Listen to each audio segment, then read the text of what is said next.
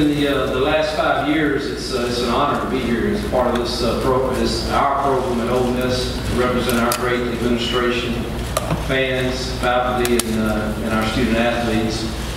It's an honor to be a part of the Southeastern Conference and to share this podium with 13 other gentlemen that all go through the same things most times that we each share in this journey in coaching. It's really an honor. There's seems like, you know, every year that I've stood here, with the exception of my first, that there's other things that I have to talk about other than our kids. That's the least likely thing that I enjoy doing. I do not enjoy not giving our kids what I believe they deserve. But has been with the NCAA case ongoing, as I noted in our recent response to the notice of allegations, we have taken responsibility for the mistakes we have made. Our administration has taken what we believe to be appropriate action, including double-digit scholarship reductions, meaningful recruiting reductions, one-year bowl ban, and a large financial penalty, just to mention a few. We look forward to our meeting with the Committee on Infractions so we can put this behind us. Until then, I will continue to cooperate and not be answering any questions that are specifically directly related to our case, but you are sure welcome to read our response. You know, facing adversity is something that we're familiar with. It's kind of been around us for a while now, and I sure will be glad for the day to when I can stand here and it's not. It provides us, though, with a growing season. You can grow as an individual, as a coach, and obviously you have an opportunity to model for young men that are at an age where they get to see, you know, how does a man go through adversity. If we have our preference, we would rather have it without that part of it, but we do, and it's the lot that we have inherited and that we have caused in some cases. And we've got to make the most of it. And what I've constantly told our players, and that they have been the biggest encouragement to me and inspiration throughout this, is we can't control a lot of things that occur. Well, whatever is occurring out there has zero bearing on their opportunity to get a degree. It has zero bearing on their opportunity to develop themselves as the best player they can be, and has zero effect on them developing themselves into the best man they can be. And so those are blessings, and those are things that a lot of people don't have the opportunity to have, even though we have some drama around that. Embrace the blessing that you have and make the most of this growing season as we go through it together. Some of the greatest examples that they've given, not a single kid has left the program. That says to me that something is right inside the walls between the relationships that we have with our coaches and our players. We had 27 graduates from our 2016-17 academic year. 8 of those graduates will still be playing with a year of eligibility remaining. We had our highest APR in the history of the school at 991, second in this conference, only to Vanderbilt. Coach Mason does a great job there with that. Our overall APR is 971, which when I first arrived at Ole Miss was in the 920s. So there's been so many examples of how our kids have handled it, not to mention just the academics, but also what they're doing off the field. Whether it be the Haiti project that we're finishing up there, or the March, Mississippi project, or spring break putting roofs on the house in partnership with the Freeze Foundation that our kids did.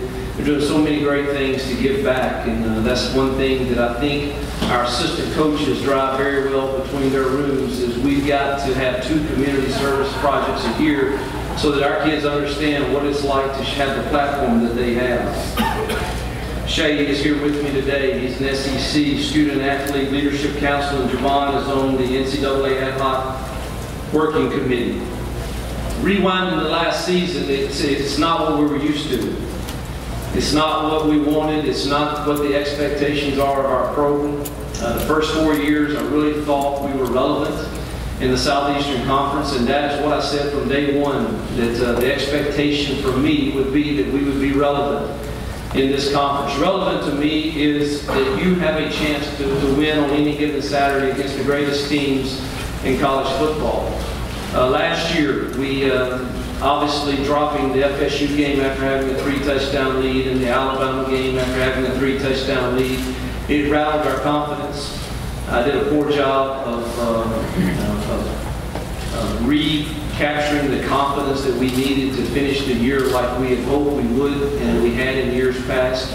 So I've got to learn from that. Moving forward, one of the things I did this past spring was bring in some former Navy SEALs to help us with a theme that we came up with, being accountable through adversity, because that's kind of what will model our season. We have some adversity going on, and the only way I know to make it through with our core values is us being accountable to those. Our core values that we talk about all the time are faith, attitude, mental toughness, integrity, and love. And faith doesn't mean they have to believe as I believe in a higher being or in God above, but they've got to have faith in something bigger than yourself to be a great team. Attitude, the way we talk to ourselves, what we believe about us, not what other people or whatever they believe about us. We can decide that for ourselves. Mental toughness, I believe, is the secret sauce. It's the ability to be able to get up every day and do the next right thing, and then the next right thing. Integrity. I've really had to rethink my deal with integrity because of what I've learned through the situations we've gone through. And integrity is not always doing the right thing, but it is when something is done that is not right, you acknowledge it, you own it, and you move on from it, make the necessary steps that you have to correct it, which is what I think our administration has done throughout the difficulty of this NCAA investigation that we've caused. Then in moving from the training that we had with those guys, we moved into something that I had individual meetings with every single player.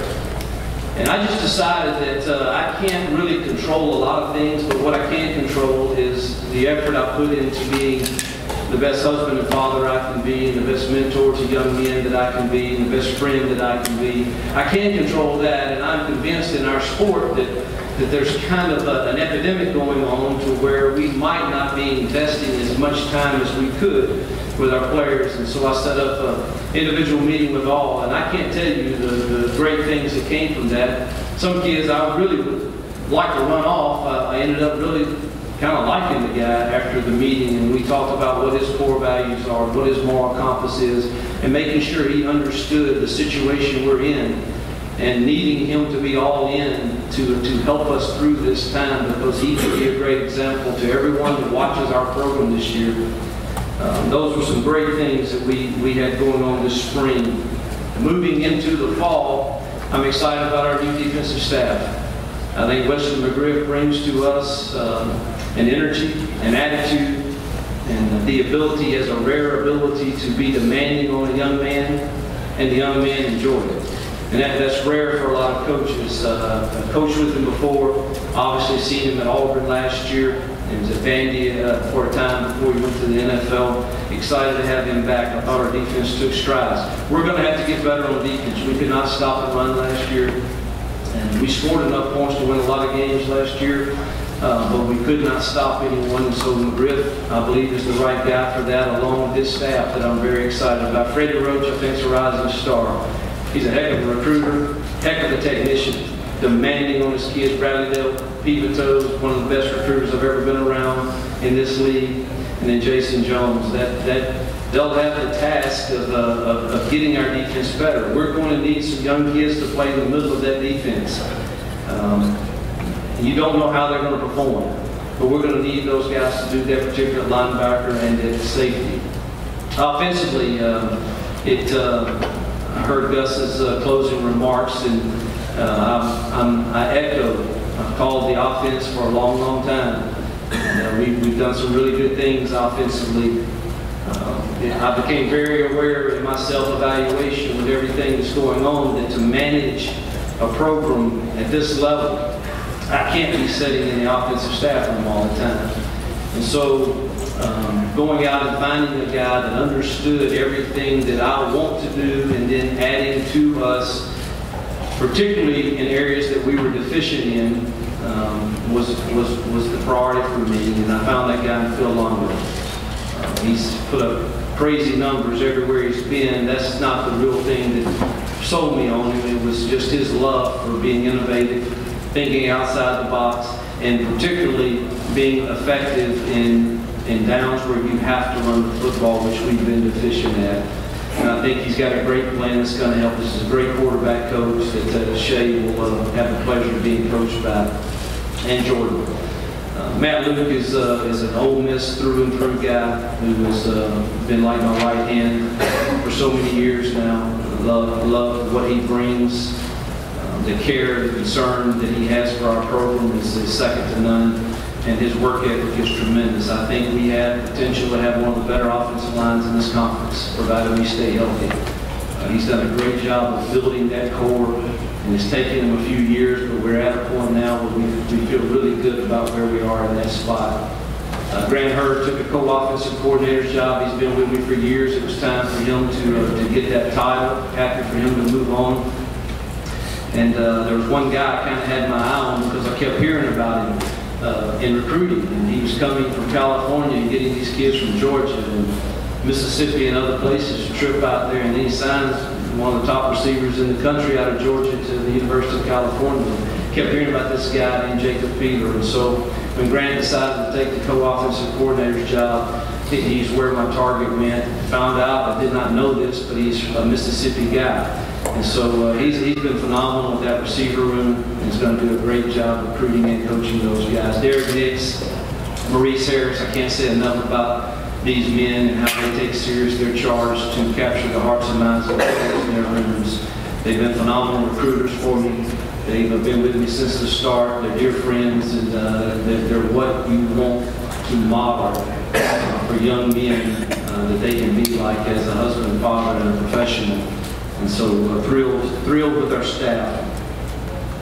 The depth chart, again, offensive line-wise, I do believe that we've got a chance to have one of the better offensive lines in the country, really. And those guys, if you start with Greg Little and Royce Newman, Javon Patterson, Jack McCoy, Sean Rollins, and Eli Johnson, Jordan Sims, Deronde Bolden, Alex Gibbons, Rod Taylor, I just think that we've got a two deep that is extremely solid, and Matt's going to do a great job with those guys and being the leadership of our team.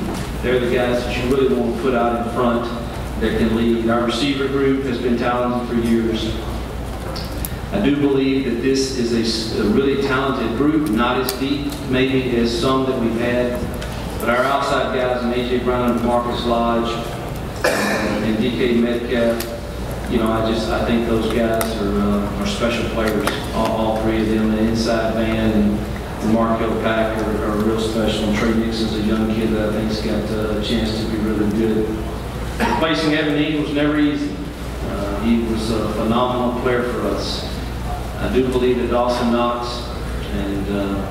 has a chance to be a really special player. And we're excited about what he can become. Octavius Cooley and Ty Quick kind of provide a different type of tight end. Jason Pellerin, many of you know him as a quarterback. I do think he has a chance to pitch in with Dawson Knox there and be a really good player also.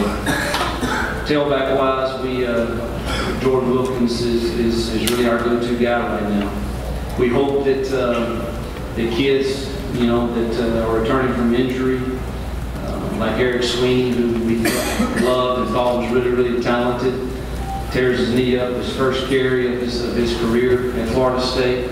He was not able to go through spring ball, so we're a little unsure of him. Devon Penniman is going to be a solid back, as in Eugene Brasman, who has great experience. But Jordan Wilkins is a guy that we're going to look to for tremendous leadership that side.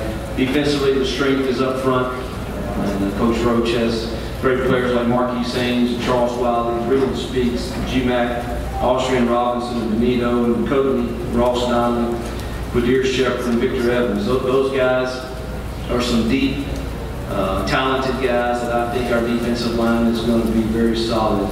Linebacker-wise, we've been less than adequate last year. We've got to have some better play there. And Riley Dale Pivotoe is going to help them improve. But we need Marcus Gates and Willie Hooper, Jerry Street, and Ben Dukes, and Dante Evans, and Brendan Williams, and Taylor Pope really improve. That maybe a young kid in Momo or Josh Clark could also do that. In secondary-wise, I feel really good about our corners, particularly if Ken Webster can come back. His loss in the first game last year was devastating to us defensively. He was our lockdown guy. Jalen Jones and Cam Wardway are back. The Moore twins and Breon Dixon playing our nickel spot.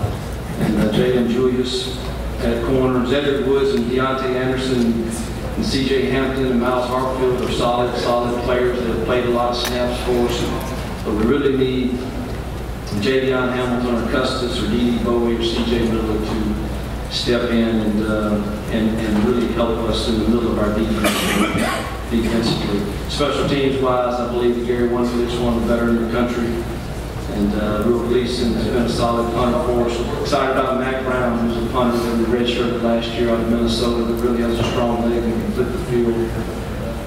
Chapel Lamar and Jack Probst will be battling it out for long snapper duties. So we're excited. Can't wait to start. I want to talk about something other than all the drama that's been going on. And I really want to get on the field so that these kids can really dive into their craft of becoming better football players and student athletes. I'll take some questions now. All right, thank you, Coach. If you have a question, please raise your hand. Chase, Bridget, and Joseph will get a microphone to you. Go ahead and start up here in the front with Bob on the second row. Hey, Bob. Hey, Coach. How you doing? Good, man. I'm sure you're aware of the lawsuit Houston Nutt filed yesterday. And he mentioned you and the administration creating a smear campaign. I just want to know what your reaction to all that is. Yeah, I would absolutely love to share my opinion on it, but unfortunately it's a legal case and I can't comment. Okay, we'll stay down there in the front row. Ron, behind you. Yeah, Ron Davis, Gold.com. Hugh, you talked about how you helped your team handle the adversity, but how have you helped your family handle it? Especially almost every other week, there's, in social media or whatever, they say that, you'll be fired no matter what. Yeah. And secondly, the second question is, how confident are you that your administration has your back? Yeah. I'll answer that one first. Extremely confident. They've been unwavering and they're supportive of me, and they've obviously witnessed me for 5 years run a program. So they've been unwavering, and I'm greatly indebted to them for that. The family is maybe the most difficult part. It's the social media world is, some of it can be true, some of it cannot be true, and unfortunately my kids' age seem to always know what's going on it. And I've kind of gotten to a point now where I'm almost callous and really you focus on the people I can control, loving on is my wife and kids, my mom and dad, and my family, my brothers and sisters, and those, and then the friends I have that know me for who I am, then the players and the Ole Miss people. And that's kind of the mindset that I've just gotten into. That's not quite as easy for your kids. And so it has taken a toll on that, and it's made me be much more intentional about conversations that you have with them, about life, about good times, bad times. We've had a lot of good years. My family and I, man, we've enjoyed the ride at Briarcrest, at Lambuth University, man. We had two of the most enjoyable years. Arkansas State was incredible. And then we've had a lot of great things happen at Ole Miss that they've really enjoyed. So now they're getting a taste of what the other side can be like when your dad's not quite as popular with a lot of people. And it's been a growing experience. Some have handled it better than others, but there's no question it's been one of the greater challenges for me as a father to really make sure they understand the value of loving one another and what you can learn from difficult times that you're going through. We'll go in the center section, about midway back. Hey Coach, Jason Bell with the Macon Telegraph. With your team facing a bowl ban this season, are there any extra steps that keep your players motivated for the upcoming year? I think this it has the potential to set up our staff to have our greatest hour. One of our finest moments could be the fact that our team could model for whoever chooses to watch us, for the Ole Miss family, for whatever outsiders, when all of this is said and done, we're able to move forward and have our say one day with the Committee on Infractions and be held accountable, like with whatever we need to be held accountable for, which we will. I've said that every time I stood up here. We can model for a lot of people, what it can look like for people that genuinely care for one another and look at what we do have as a blessing and then set an example of how you go through difficult times. Now, I've got to work hard. I put a lot of time and thought into my approach. We might go for it on fourth down a lot more. I don't need a whole lot of nudging to do that. But really the approach, whether it's the leadership council that we have with our players, we're going to have great leadership in that locker room, because what happened last year where we lost some confidence after dropping big leads to two quality opponents, if that happens again, that could be a difficult challenge. But it's one that I believe our staff is ready to embrace. We've had many talks as a staff. I talk to these players quite frequently. I spend more time in individual conversations with our players than I ever have before, and making sure that we were all on the same page together with this. And we went through the shared adversity, being accountable in that in the spring. That'll carry over. I've got a theme for fall camp to where, again, it hopefully recognizes, they can help them recognize their blessings that they have with the scholarship that they have to be developed as a man, a player. They should get 12 opportunities to play in the greatest conference in America. And you can prove a lot in those 12 games one way or another. And it's certainly, we wish we had it where we could have some carrot at the end of those 12 games, but right now that's not reality for us. So what is reality and how do we deal with it? And I get to sit around with that. Go over here to our right in the second row. Hi, Hugh. Andrew Asford, SEC Country. Just with everything that's going on, generally speaking, how do you think all this has affected your legacy at Ole Miss? Yeah, I think with a large portion of the Ole Miss people, they know me for who I am, and but there's no question that it's been negative in some people's eyes. And I think you have to come back to what I want my legacy to be, and and that doesn't get to be determined probably from 20 years from now. So I do have a plan of this is what I would like to be known as and to be known for doing, and I've got all that written down. And I've got to make sure the only thing I can control is not how people view me because they read some article or they perceive something to be this way. What I can control is doing everything today that gets me the result that I want 20 years from now from the people that really matter. And I've had to come to grips with that everybody's not going to come around to that. So who is really important to me?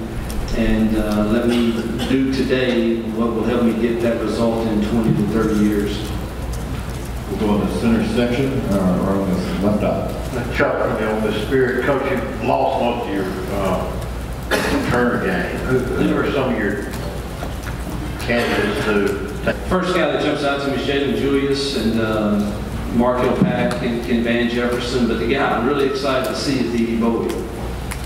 Really can't wait to see him field punts and maybe even kickoffs.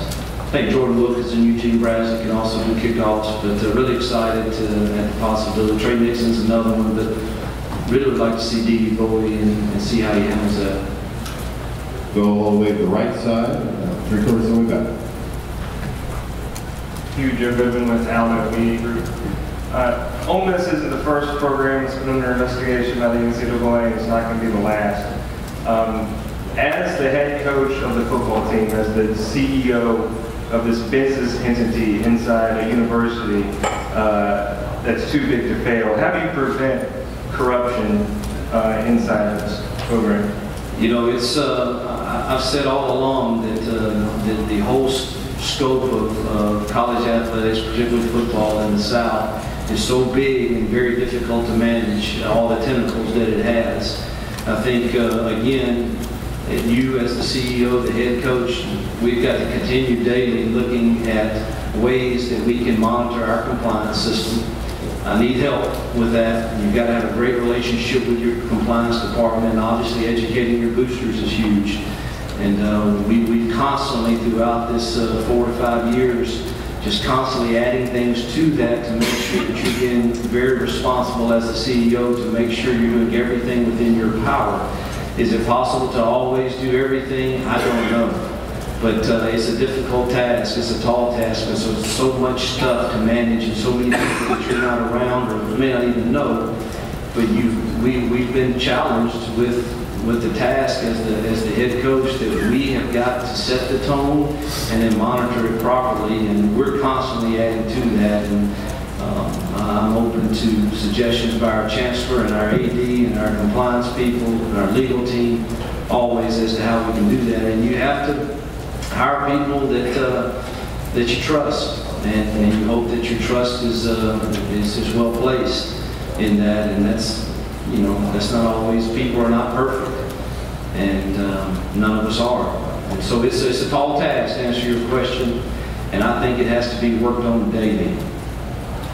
We have time for 2 more. We'll start. That's why I'm not calling offense anymore, really. Time for 2 more. We'll start over here on the left side, about 3/4 of the way back. Go ahead. Edward Abshoff, ESPN. Hugh, how important is it that Shea Patterson become the overwhelming face of this program and to make sure that this locker room doesn't fall apart? Edward, I think it's a great question, and it has to happen. And I think the great thing is I think his ceiling can be really high. I don't know that I can help him at all, or that our coaching staff can help him with his release. It's pretty good. It's one of the better I've seen coming out of high school. His feet can, maybe Longo can help him some with that. His running around, I wish we could take credit for training him to do that, but that just comes natural to him. But the one area that I really believe is vital for him to be the guy that you just described for us that we need is his preparation in the film room. Really didn't get to see a lot of that last year because, he's on cruise control running scout team thinking, that's not going to happen this year, and all of a sudden you got a 5-day window to get yourself ready, and with a team that's already played 9 or 10 games at that time. Well, now is the time that he needs to start prepping for the South Alabamas and our first few games, UT Martin and California. So that if he can get to the part mentally where he understands what they're trying to do to stop us and how he needs to, and if he can see it before it happens, I think his ceiling as far as being the leader and a successful player on our team, I think his ceiling is very high. We'll take one final question over on the left, 3/4 of the way back. Adam Sparks, Tennessee. And Coach, you mentioned in your earlier statement that you want to talk about your players and on the field and all of that, and I'm sure the coach would say that, but with the drama that's gone on, you being in the situation today, taking the bullets for this, who is at fault most for you having to answer questions about the drama around the program? Well, we obviously created it in and around our program. The length of it, we can sit here and debate all of that, but you can't. We've got to be responsible for the areas in which we were deficient in, that we didn't either react or act properly, or whether it was staff or whether it was boosters. So we have to own that. And me being in the position I am, I've got to stand and look people in the eyes and take that. And I've been doing it for several years now, and I'll certainly be glad and rejoice and thank God when it's over.